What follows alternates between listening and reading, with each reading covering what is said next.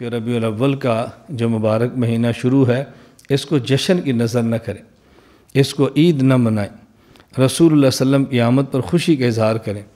آج مجھے ملتان سے ایک صاحب نے فون کیا کہ مولانا آپ کا کلپ ہم نے دیکھا ہے کہ آپ کہتے ہیں شریعت میں 2 ہی عیدیں ہیں، تیسری عید شریعت میں نہیں ہے۔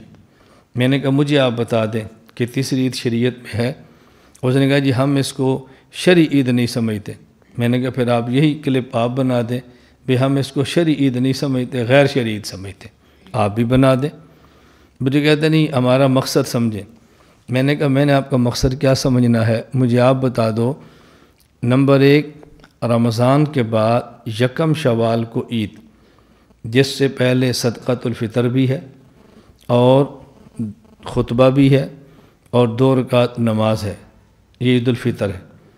پھر ذی الحج میں خطبہ، 2 رکعت نماز اور قربانی اور 3 دن، ایک یہ عید ہے۔ جب ہم شریعت میں عید کہتے ہیں تو عید کا مفہوم یہ ہوتا ہے، عید کا مفہوم یہ ہوتا ہے۔ ایسی عید اس 2 کے علاوہ کوئی اور بھی ہے؟ کہا جی نہیں۔ تو میں نے کہا اصطلاحات شریعت کو سمجھو، اصطلاحات شریعت کو تبدیل نہ کرو۔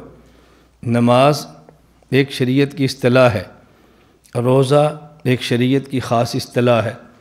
میں نے کہا ملتان سے ہمارے پاس تشریف لائیں، ملتان سے ہمارے پاس تشریف لائیں اور آپ وہاں سے چلتے ہوئے فون کریں کہ مولانا صاحب میں روزے کے ساتھ ہوں، اور بیان کے دوران آپ کہہ دیں کہ میرا آج بھی روزہ ہے۔ جب بیان سے فارغ ہوں ہم آپ کو چائے پیش کریں تو آپ پی لیں۔ ہم کہیں آپ تو کہتے ہیں میں روزہ ہے تو آپ چائے کیوں پی رہے ہیں؟ تو آپ کو جی روزے کا مطلب یہ ہے کہ میں گالیاں نہیں دیتا، میرے زبان کا روزہ ہے۔ میں نے کہا مجھے بتائیں جس کو شریعت روزہ کہتی ہے وہ کیا ہے؟ یہ جو آپ نے کہا میرا روزہ یعنی میں گالیاں نہیں دیتا، یہ تو آپ کی اپنی اصطلاح ہے، شریعت کی تو نہیں ہے۔ تو شریعت جسے عید کہتی ہے وہ 2 ہی عیدیں ہیں، ایک عید الفطر، ایک عید الاضحیٰ۔ یہ تیسری عید ہم نے بلا وجہ بنائی ہے، خوشی کا اظہار کریں، اس میں حرج نہیں ہے، لیکن اس کو عید کا نام نہ دیں اور اس کو جشن کے طور پر نہ منائیں۔